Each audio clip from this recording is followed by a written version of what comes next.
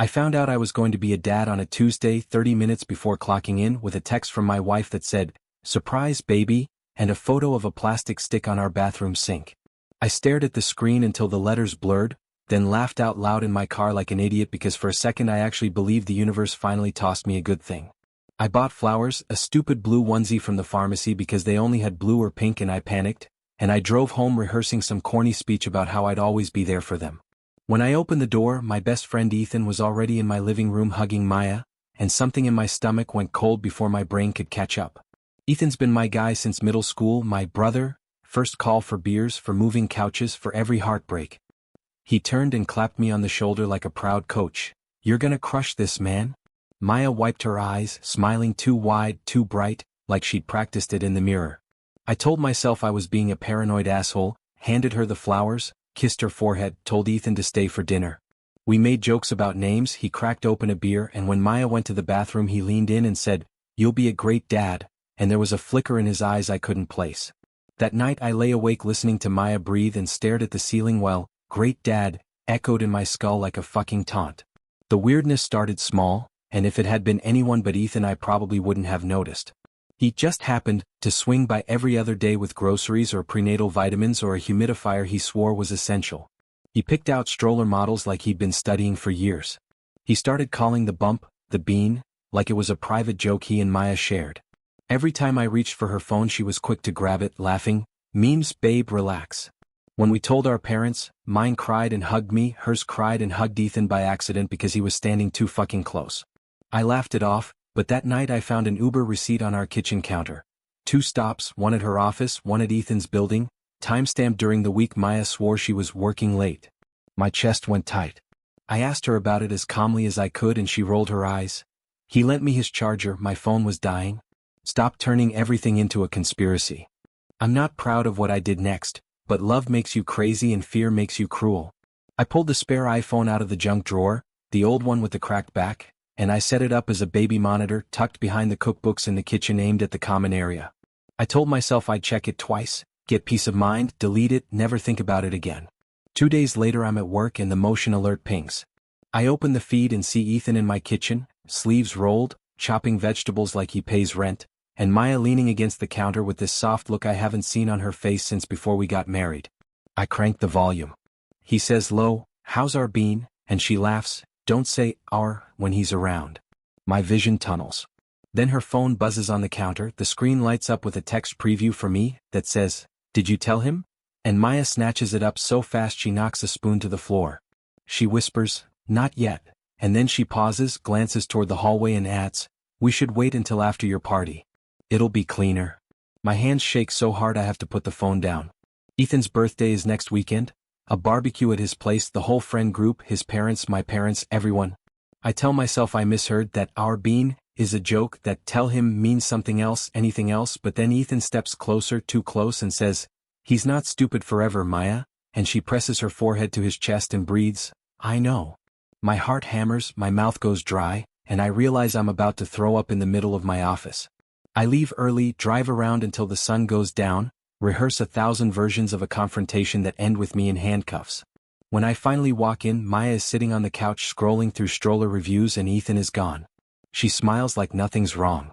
"You okay?" she asks. "You look pale." I swallow glass and say, "Work?" She pats the cushion next to her, puts my hand on her belly, whispers, "He's going to be just like you," and my vision sparks white because somewhere between "our bean" and "tell him after your party," a thought took root I can't kill. What if he already is just like Ethan? I lie awake until 3 a.m., get up, go to the kitchen for water, and nearly slip on an envelope that wasn't there before. No stamp, no name, just thick paper and a black wax seal with the letter R. Ethan's last name is Reed. I break the seal with my thumbnail, slide out a single glossy print. It's an ultrasound photo dated last week, with Mother, Maya Carter, and Father, Reed typed in the top corner. I stared at that ultrasound photo until the words burned into my brain. Father E. Reed. My throat went dry, palms sweaty, like my body was shutting down piece by piece. It wasn't some paranoid hunch anymore, it was printed in black and white. My best friend, my so-called brother, listed as the father of my wife's kid. I shoved the photo back into the envelope and hid it under the mattress before Maya woke up. All night I tossed and turned, her breathing steady beside me, while I was replaying every fucking moment Ethan ever spent in our house, every laugh, every inside joke, every "you'll be a great dad." It was all mockery. By morning I wasn't even angry, just hollow. I drove to work on autopilot, parked, and sat there staring at the steering wheel. At lunch I texted Chris, my other buddy from high school, the only one I trusted. I just wrote, "Need your help. Don't ask questions yet." We met at a diner that evening. I slid the ultrasound across the table and he swore so loud the waitress looked over. "Holy shit, man. That's his fucking name right there. Are you kidding me?" I shook my head, whispering, "I don't know if it's forged, I don't know if it's some sick prank, but I can't breathe living like this." Chris leaned forward, eyes sharp. "Then get proof. Real proof. DNA doesn't lie. You can do a prenatal test." The word hit me like a hammer. DNA. Clean, undeniable. He pulled out his phone, started Googling labs. By the time we left the diner, I had an appointment set up and instructions on how to collect a maternal sample without her even knowing. For the next week I acted normal, kissed Maya goodnight, held her belly, smiled when she sent me Pinterest boards for nurseries. Inside I was dying. I waited until she fell asleep and slipped a few strands of her hair off the pillow, sealed them in a plastic bag. At the clinic, the nurse didn't even blink when I handed it over with my own blood sample. "Results in 5 business days," she chirped, like she wasn't about to detonate my entire life. Those 5 days were hell. Ethan threw his birthday barbecue that weekend, the one they mentioned in the kitchen, and Maya begged me to come. "It'll mean so much to him," she said, pressing close, lips brushing my ear. I nearly told her right there, but I swallowed it. Instead, I went, I smiled, I drank a beer while Ethan grilled steaks like a fucking sitcom dad. Everyone laughed, clinked glasses, celebrated him. My eyes followed him constantly, every pat on Maya's shoulder, every glance they shared when they thought I wasn't looking. Chris was there too, watching me carefully. When Ethan cut the cake, Chris leaned over and muttered, "Soon. Don't blow it yet." Monday morning the email hit. Subject line, "Paternity analysis results." My hands shook opening it, sweat dripping down my back.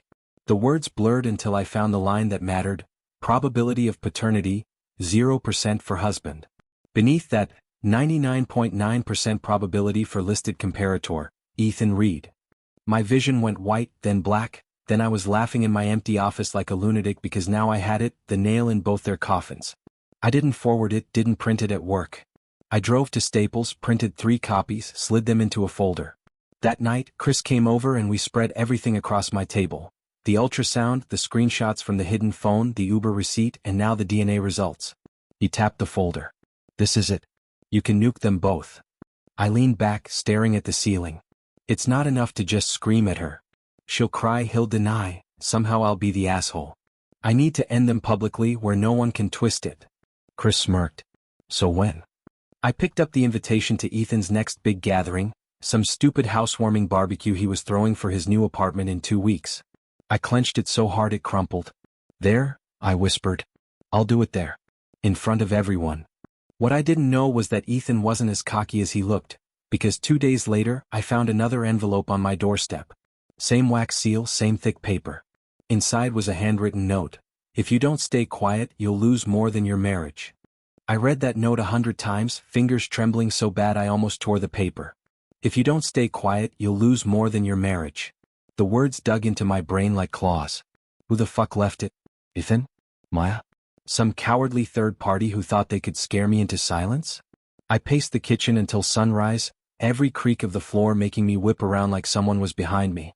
When Maya woke up, I shoved the note into my pocket and forced a smile. "You okay?" she asked, rubbing her eyes. "You look wrecked."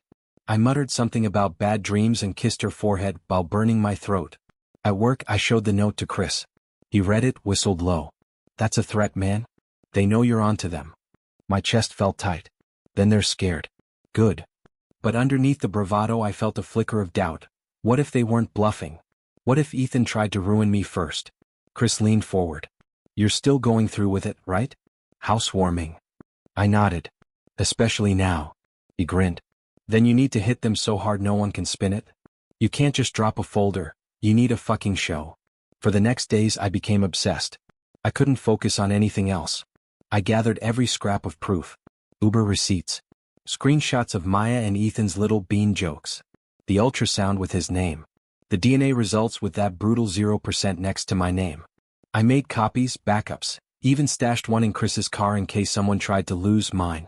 At night I rehearsed. Not screaming. Not crying. Calm, surgical precision. A surgeon doesn't rage when he cuts, he just does it. That's what I wanted, to cut them apart in front of everyone, no wiggle room left. But Ethan must have felt something because suddenly he was everywhere. Stopping by unannounced with baby supplies, calling Maya in the middle of the night because he couldn't sleep, dragging me out for beers like old times. I played along, forced smiles, nodded at his jokes while picturing smashing a glass across his skull. At one point he leaned over, eyes bleary from whiskey, and slurred, "You don't even know how lucky you are, man. You've got everything. Wife, kid, house. Me? I've got nothing." My skin crawled. Nothing? He had my wife, my child, my life. I wanted to shout it right there, but I swallowed it, reminding myself, 2 more weeks. Then Maya dropped a bomb. Over dinner she cleared her throat, eyes darting anywhere but mine. "Ethan's parents are flying in for the housewarming. They're so excited to meet the baby's godfather." She said it like it was nothing, like naming him godfather wasn't a knife to my chest. I smiled tightly. "That's great," I said, my voice steady even while my insides twisted. That night, I lay awake staring at the ceiling, and I swear I felt the house breathing with me, like the walls knew what I was planning. The day before the party, another envelope showed up. Same wax seal. I tore it open with shaking hands. This time it wasn't a threat, it was a photograph. Me asleep on the couch, mouth open, blanket slipping off. Taken from inside my own fucking house. My blood went cold. Someone had been here. Someone had stood in my living room while I slept. Scribbled on the back, "Last chance. Stay quiet." I staggered into the kitchen, nearly dropping the photo. Chris came over that night, and when I showed him, he slammed his fist on the table. "This is war. They're trying to scare you into submission. Fuck that. You bring the hammer down tomorrow." I nodded, jaw clenched so tight it hurt. He leaned in close. "But you need to be careful. If they're desperate enough to sneak in your house, who knows what else they'll try." I didn't care. Fear had burned itself into fury. Tomorrow Ethan would smile in front of his friends, his parents, mine, thinking he was the golden boy. Maya would stand by his side, glowing with fake innocence. And then I would peel their lives apart layer by layer until nothing was left but the truth. What none of us knew, me, Chris, maybe even Ethan, was that Maya had her own plan for that night.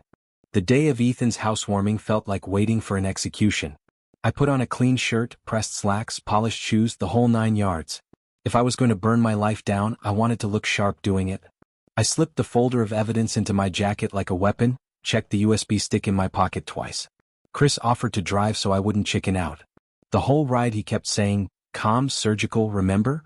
like a mantra. My hands still wouldn't stop trembling. When we pulled up, Ethan's apartment was already glowing with light and noise. People spilled onto the balcony with red cups, laughter echoing down the street. I forced a smile and walked in. Ethan was at the center of it all, grinning wide, clapping backs, pouring shots. He hugged me like a brother and I wanted to claw his eyes out. "There he is," he shouted.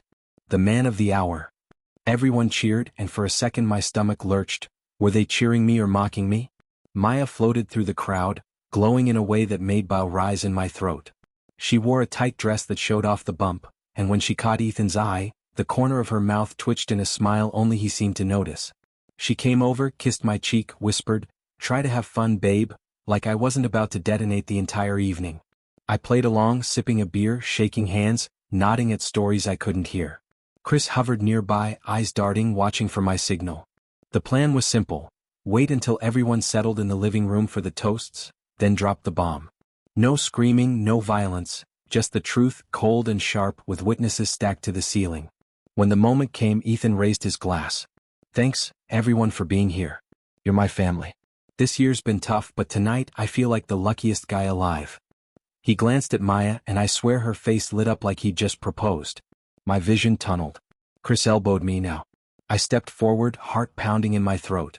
"Actually," I said, my voice louder than I intended. Conversations died down, heads turned. Ethan blinked, confused. Yeah, say a few words, man." He thrust the glass toward me. I shook my head.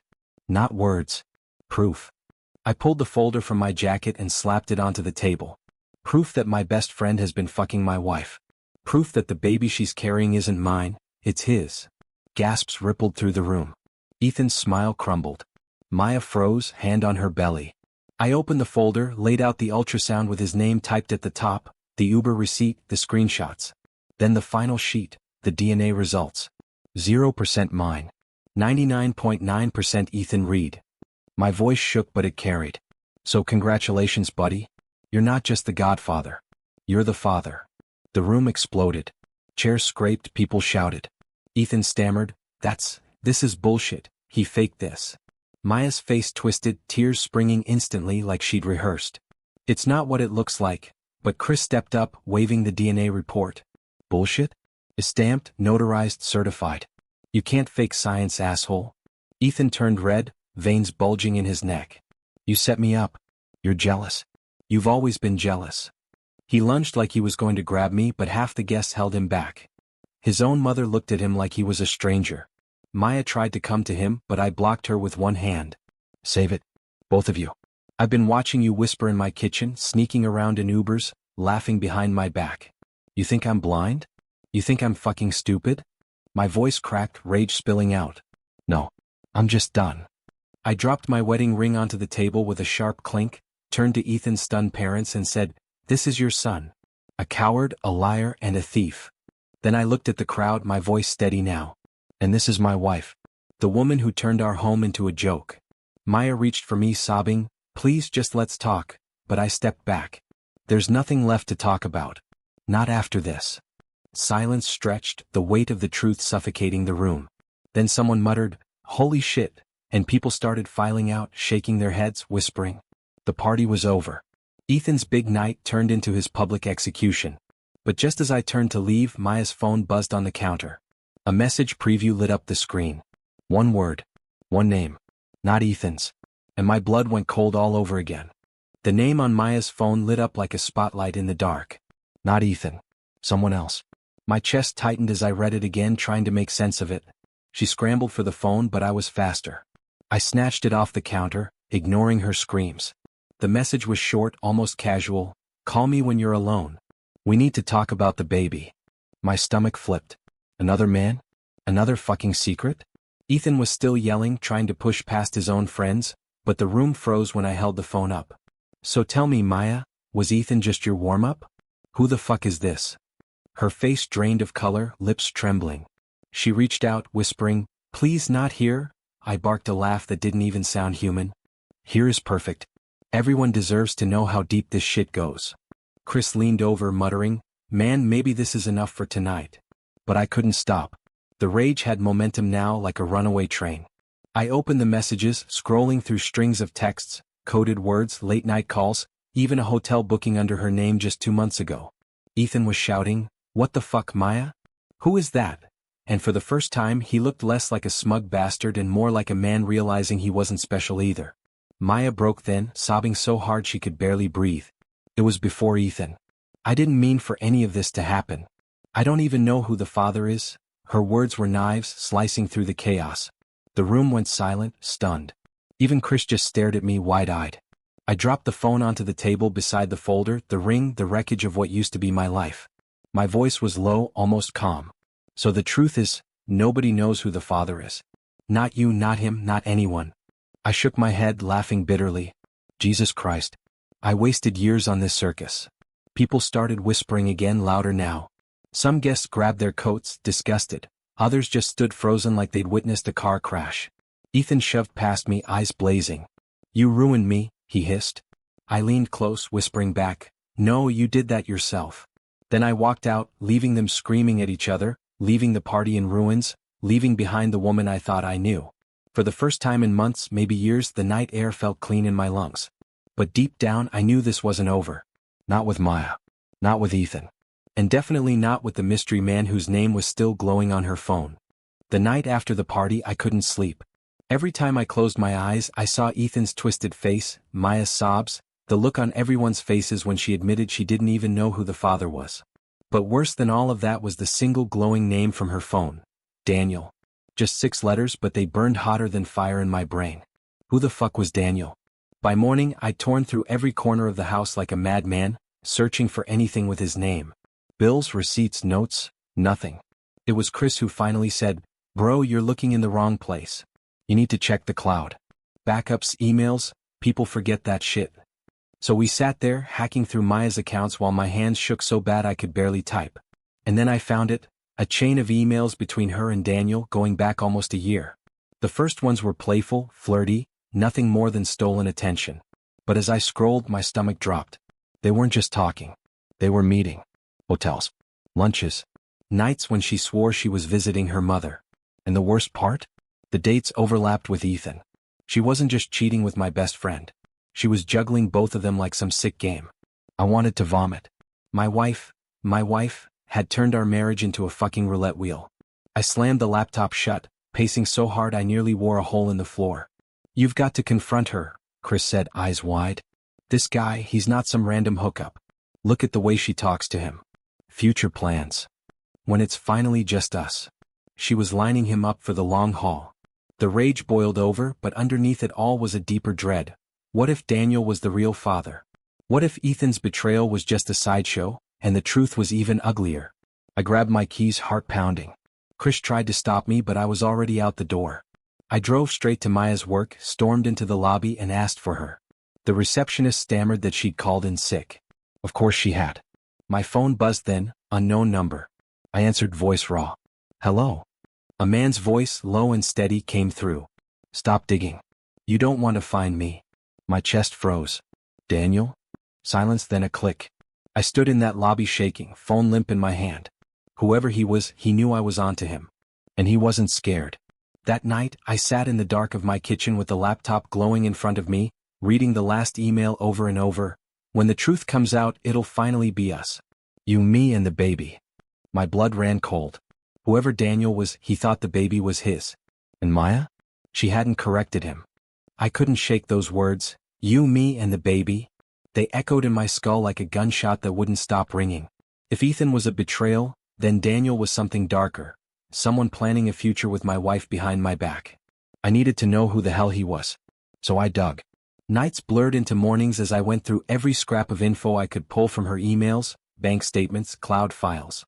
Finally I found him, Daniel Ward. Mid-30s, finance consultant, same city.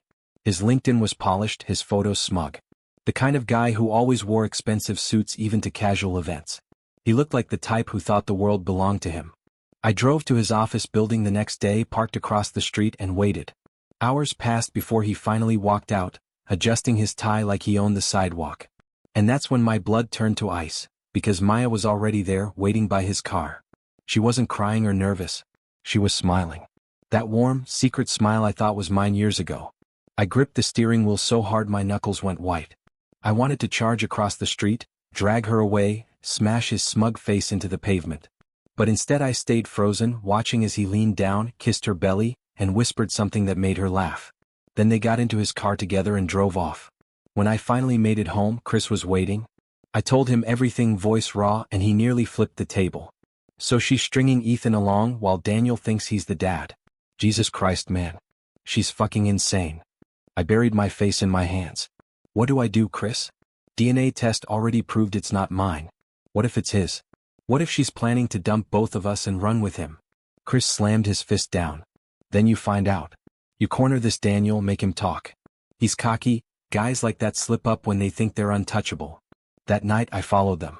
His car pulled into a fancy restaurant downtown. They went inside, holding hands like newlyweds. I sat in my car across the street, heart pounding, rehearsing what I'd say when I finally confronted him. But just as I was about to step out, my phone buzzed. A message. No name, no number. Just one sentence. You're not ready to know the truth. I froze, scanning the street like someone was watching me. Was it him? Was it Maya? Or someone else entirely? For the first time, I realized this wasn't just betrayal anymore. This was a game. And I was already 3 moves behind. I couldn't take it anymore. Watching them laugh, kiss, and play house while my whole life rotted around me, I snapped. I stormed into that restaurant like a man possessed, shoving past waiters, ignoring stares. There he was, Daniel, sitting across from Maya, sipping wine like he didn't have a care in the world. And she, my wife, looked at him with a softness she hadn't shown me in years. Enjoying your little date? I barked, my voice slicing through the chatter. Heads turned, forks froze midair. Daniel looked up, calm as a stone. Maya's glass slipped, shattering on the floor. Guess the cat's out of the bag, he said like we were discussing the weather. His arrogance made my blood boil. I slammed my fists onto the table. You think you can fuck my wife, steal my family, and just smile about it? Maya hissed, please not here, but I cut her off. Shut the fuck up, Maya. You've said enough lies to last a lifetime. Now it's his turn. I leaned down, nose to nose with Daniel. Is the baby yours? He smirked, didn't even flinch. Most likely. But that's not the whole story. My stomach twisted. What the hell are you talking about? He set his fork down carefully, like he was about to deliver a business pitch. Maya told you it was an accident, didn't she? A mistake? Truth is, none of this was accidental. She came to me first. Months before Ethan ever touched her. She said she wanted out of her boring marriage, but she didn't want to lose the security. So she played both sides, me and your best friend. Insurance. No matter which way it went, she'd have someone to catch her. The room spun. I stared at Maya, searching for denial, desperation, something, but her silence was louder than any scream. She just sat there, eyes down, tears rolling, saying nothing. My chest burned like fire. So what, I was just filler? A placeholder until you lined up the next sucker? My voice cracked, raw and broken. Daniel chuckled. Don't take it personal. Some women are just built to survive. She played the game. You lost. That laugh did it. I grabbed him by the collar, ready to end him right there, but two waiters pulled me off before I could land a punch. Maya cried out, begging me to stop, but I barely heard her. My whole world was a blur of rage and betrayal. I ripped off my ring, hurled it at the table, and shouted for the whole restaurant to hear, she's all yours. Both of you can rot together. Then I walked out, shaking, broken but free. Outside, the night air cut sharp in my lungs. Chris pulled up in his car, he must have followed me, and I collapsed into the passenger seat. For a long time we just sat in silence until he finally said, so, what now? I looked out the window, watching strangers laugh on the sidewalk, living lives untouched by this kind of hell. My voice was steady when I answered. Now I rebuild. Without her. Without them. From scratch. And for the first time in years, despite the wreckage, I felt something like peace.